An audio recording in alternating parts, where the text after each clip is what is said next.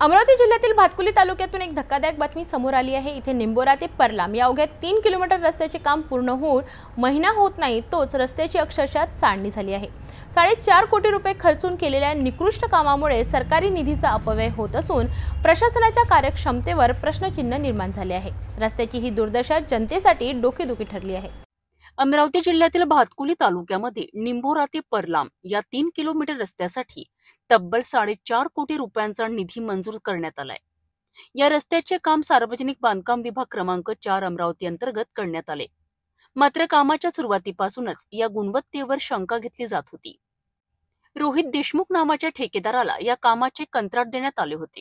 कामात कमी दर्जाचे साहित्य वापरल्याचा आरोप आता होत आहे।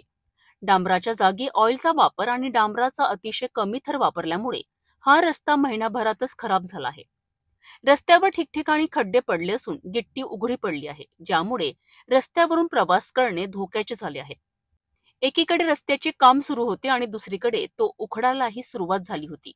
यावरून कामाच्या दर्जाची कल्पना येते। स्थानिक नागरिकांनी याबाबत अनेक तक्रारी केल्या आहेत। जनतेचा पैसा अशा प्रकारे वाया जात असताना सार्वजनिक बांधकाम विभागाच्या अधिकाऱ्यांचे याकडे दुर्लक्ष का होत आहे? अधिकारी आणि ठेकेदार यांच्यात काही संगनमत तर नाही ना, असा प्रश्न आता उपस्थित होत आहे। या प्रकरणी काही चौकशी होऊन दोषींवर कारवाई होणार का, याकडे आता सर्वांचे लक्ष लागले आहे। जय महाराष्ट्र, मी प्रज्वल देशमुख, युवासेना तालुका प्रमुख भातकुली। आपण आज उभा आहे निंबोरा ते परलाम भातकुली तालुक्यातील या रस्त्यावर। या रस्त्याचं काम सार्वजनिक बांधकाम विभाग क्रमांक 4 अमरावती या अंतर्गत झालेला आहे। या महिन्याला 1 महिना पूर्ण झाला, 2 महिने पूर्ण झालेले नाही आहे, तरी निकृष्ट दर्जाच्या कामामुळे ठेकेदाराच्या कमी डांबर वापरल्यामुळे खूप खराब प्रतीचं काम झालं आहे आणि 1 महिन्यातच रस्ता पूर्ण उखडून निघालेला आहे। आपण कामाची क्वालिटी बघू शकतो। हे अशा प्रकारचं काम झालं आहे।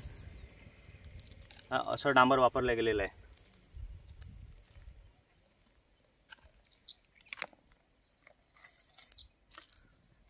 याच्यात लवकरात लवकर ठेकेदारावर कारवाई करण्यात यावी आणि ज्या क्वालिटी कंट्रोल डिपार्टमेंट थ्रू काहीच केलेलं नाही आहे, तर ज्या अधिकाऱ्यांचा याच्यात सामील आहे त्यांच्यावर पण कारवाई करण्यात यावी। 4.5 कोटी रुपये खर्च करूनही रस्त्याची अशी अवस्था पाहता आता सार्वजनिक बांधकाम विभाग या प्रकरणी कोणती भूमिका घेतो हे पाहणे महत्त्वाचे ठरेल। जनतेच्या कराच्या पैशाचा असा अपव्यय होत असताना प्रशासनाने कठोर पावले उचलणे गरजेचे आहे।